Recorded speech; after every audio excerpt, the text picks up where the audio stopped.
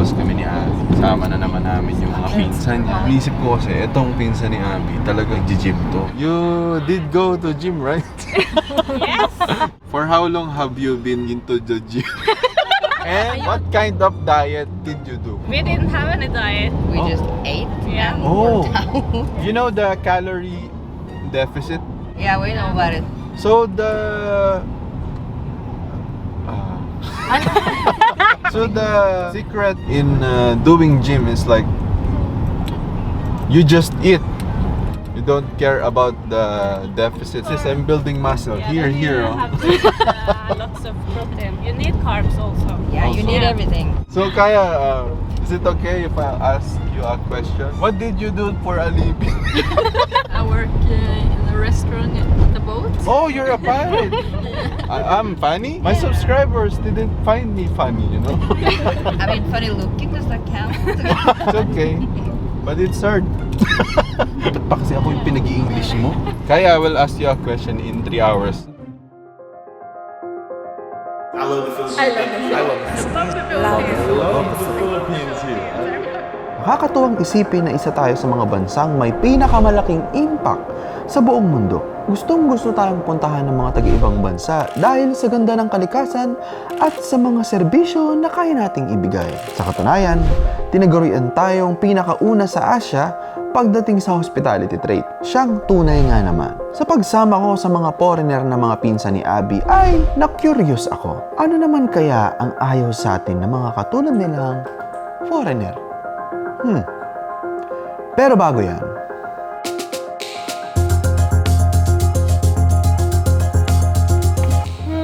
Wala. Tsari. Perfect yan. Siguro yung ano.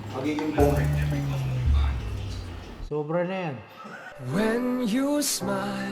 My first hate to myself being You have 10 because you... Hindi, no. What's that mean? You're anong tawag doon? Wait lang. Search ko lang. Baka may tibabis pa ako sa bibig. Ay, gago meron nga. Bilang Filipino. Putang na. Hindi, for sure, puro kalokohan ng mga sumagot dito. Seryosohin ko na lang. O galing mamaya na. Yung Filipino time kung tawagin, yun yung trait na ayoko sa akin. Being a procrastinator. Ako, sarili ko, attitude ko, siguro tamad talaga ako. Pagiging ningas ko gun, kumbaga. May mga araw na talagang tinatamad. So, mamaya na lang. Lagi akong tinatamad. Gusto ko laging mamaya na. Hindi, pre, yung pagiging ningas ko gun, kumbaga... Seryosohin ko na lang. Common trait kasi ng Filipino ang Filipino time eh. Mamaya, tapos pag malapit na yung deadline, tsaka nagka-cram, mga ganyan. Ang hirap niyang gawin ng tuloy-tuloy unless deadline na. Parang nandun yung... Hindi ba procrastination yun, sir? Tanong ko lang ha. Hindi, ningas ko... Tama ba yun? Ganyan ako lagi. Yun yung pinakaya ko para sa sarili ko. Pero Gusto ko rin eh. Binibigyan ko kayo yan, kung magbabago kayo. nakakatamad kaya gagawin mo. Mamaya na, syempre. Parang ang nararamdaman kasi ng iba dyan, yung hindi mo binavalue yung time nila. Procrastination daw, sabi ni Dudut. No, yun yung problema ko na ginagawan ko pa ng solusyon. So, yun yung ayoko. So yun, Filipino time, ayoko niyan. Bad yun. Yun, isa yun sa bad trait. Ningas ko gun? Oh, sir. Ang gusto mo, pansit ka, tol. Mahirap yan. Kasi, di ako puro Pilipino. Siloso, mga ganun. Siloso na lang, pre, para... Sige. Oh, sige. Siguro yung parang ganong traits ko is yung halimaw ako magselos. Well, to be perfectly honest, ang tingin ko naman sa Filipino, hindi flawless. Ano yan? I think, usisero. Yung chismis ba? Pag may nadidisgrasya sa kalsada, lagi kong gusto umistop. Mga chismoso dyan, chismosa sa labas. So, lagi kong gusto tumingin kung ano nangyayari. So, yeah, I think usisero. Parang sobrang toxic nung ganong, which is binagawa na sa akin. Siguro, yung Filipino trait sa akin na ayaw ko is mabait ako. Kasi natatake advantage nila ako. Pre, di ba ako mabait? Pag nasa public place, maingay. Yung pagiging tahimik.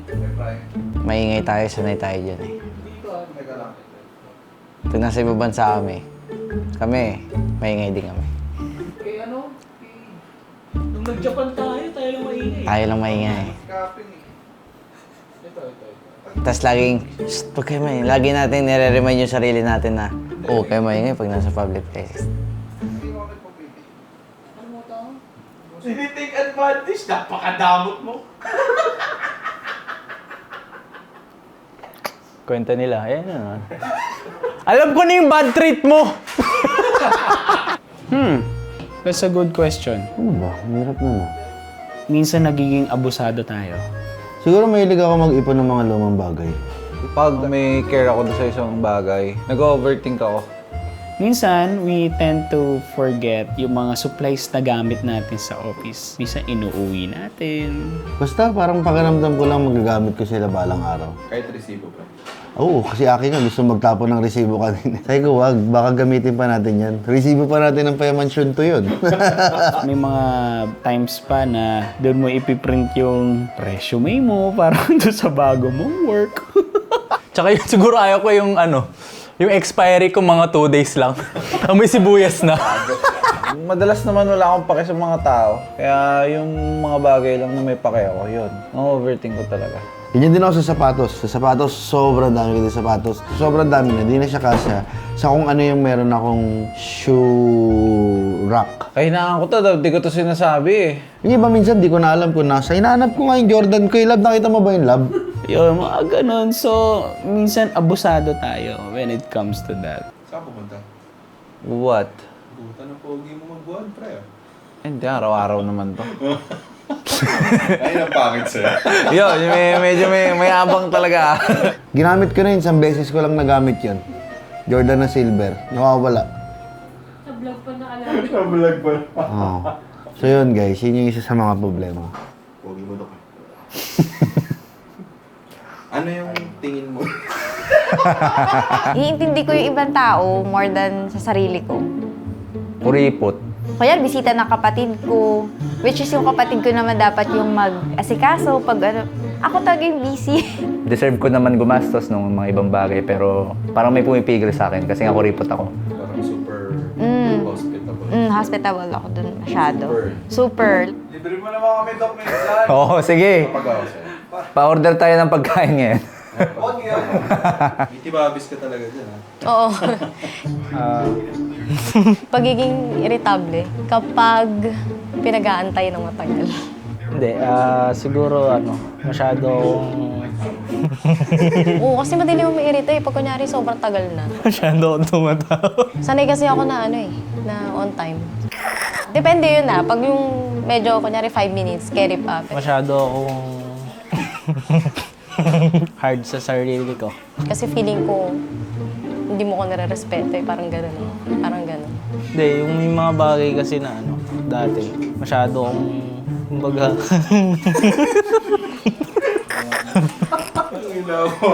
hindi, seryoso na. Masyado, Pero pag yung sobrang tagal na, naiirita na ako. masyado akong minamadali yung mga bagay na kailangan pala dapat one step at a time lang. Ano yung nagustuhan mo sa sarili mo na galing sa Filipino kids? Bayanihan or service. Matulungin ba sa ibang bagay? Pagiging matulungin. Opo at opo, syempre. Respeto sa mga nakakatanda. Marespeto. Ay, pagiging matulungin. Pagiging masayahin. Pagiging masayahin. Masayahin, ganyan. Ang tingin ko sa lahat, pantay-pantay. Yung pagiging risk taker. Ay, siguro hindi ako mauubusan ng paraan. Pagiging masipag. Pakikisama. Yan. Halimaw magmahal. Wow. Hospitable. Pero sobrang hospitable ng mga Pinoy.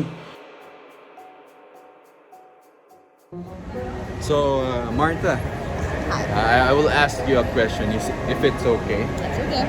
You already told me that you like Filipinos. I'm just curious.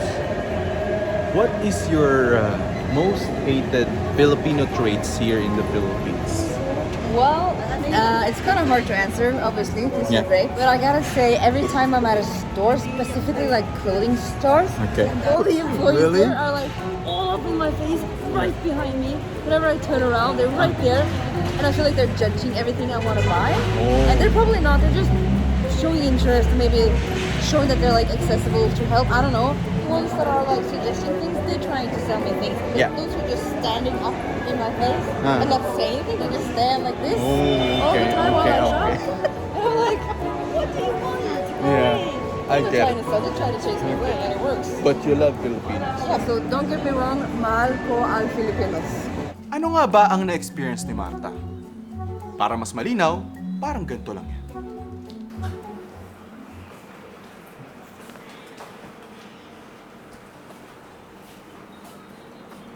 Oh, I like this. No, I'm fine. Wow, wow, wow! Hi, ma'am. What do you want to buy here? Ano po hanap nyo? No, I'm just Ay, dito po. Sale po tong ano namin, shorts namin. very beautiful and clothing so smooth Yeah. and silky. We have different clothing here. You like these shorts? These shorts? You want these shorts, Simpson? Very good. No, I don't want. I just want to shop alone. It sells today, 3-day sale. I find my size. I am bet. Oh, you're good. I am good. I'm good. I go to you when I pay. Supladang puta. No, I'm just looking around for the for the party of my boyfriend. These the clothes that you like your daughter. Do you have a daughter? Ma'am, how about this, ma'am? You want this? I don't like it. Dudut, I think Dudut is very nice body. No, it's for kids. It's very small. This is medium. No. Medium masikip. It's very wrong. Ay, may blockings pala dito, boss. I don't like it. Ma'am, this is pretty cheap. No, this one Yeah. is for girl. A cousin. I know this. It's sale today. No. 500 per piece. Pick some clothes. 70% in. This. I don't It want. sells I today. just want It's to shop weekend. alone. It's weekend today. It No. sells buy I one just want get to shop alone. buy one get three. Ganyan ang literal na ganyan ang nangyari na literal kay Marta. Pero paano kaya kung overacting ang nangyari? Ganito lang yan. You go to other country. You have many money. No. So you need to buy this one. Good for your boyfriend. This. sir, like you- this. No. My boyfriend is a fat Like this. Like one. Same na to. guy. This one. Ba't kailangan ka? I don't want to come back. I don't want to come back in the Wait. There's a lot of more discount. Like this, the vitamins and the drugs. 200 pesos. I think it's too tight. Too tight for you, ma'am? Yes. Buy If you want some. the drugs, I think you need that more, sir. no. I have that. No garter. No gar. What's that? Bench, no gar. This one. Oh, Full size, ma'am. it's too tight again, but it smells nice. Okay. Tangina, ikaw na nga lang magtinda, ako na lang bibili. May nakita ka sa tabi na may kailangan ng tulong. Sa isip ko agad na parang may kailangan na to ng tulong, ganyan-ganyan. Hindi ko alam kung tama yung accommodating, pero parang sobrang ako sa ibang tao. Kasi, syempre, di ba, parang I always make sure na walang nauupi pag may sa circle, ganyan. Yung level ng hospitality natin yung level na willing mag-go ng extra mile para lang makatulong. Sanay tayo mag-please ng isang tao, so grabe yung hospitality natin. Sobrang talagang tayo yung epitome ng hospitality. Lahat tayo ay may kanya-kanyang inaayawan at kinagugustuhan. Ngunit depende pa rin naman ito kung ano ang kaganapan, kung bakit siya ganyan, ganito, at kung bakit siya ganon. Kung ikaw man ay may karanasan na ganito, huwag husgahan agad ang tao, mapa Pinoy o foreigner. Sabi nga ng Orange and Lemons, lahat tayo ay may pagkakaiba. Sa tingin pa lang ay makikita na. We can do better. You can do better. take 2. Okay. Ano? You want this? You want this? Do this! Oh, paano kaya alok yung ano? Nakaganyan ako. Kukunin mo sa akin. Kukunin mo sa akin. Balay na yung Ma'am, lapis you want ko to nun. try? Tignan mo sa ka! Tignan mo sa lente kasi! Wait, alam mo yung nangyari kay Martha, pre. Kinig yan eh. Sa store namin bumili si Martha. Pasoalan din sa friend. Ano ba size?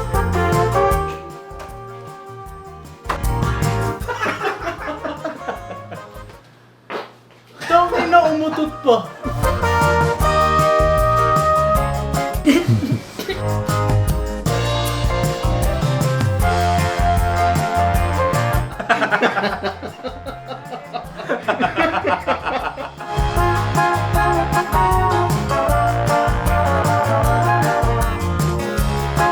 Bob's Kitchen guys, sa TV Fair, abangan nyo.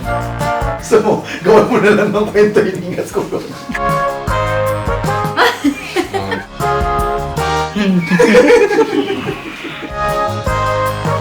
Hindi lahat ng bagay.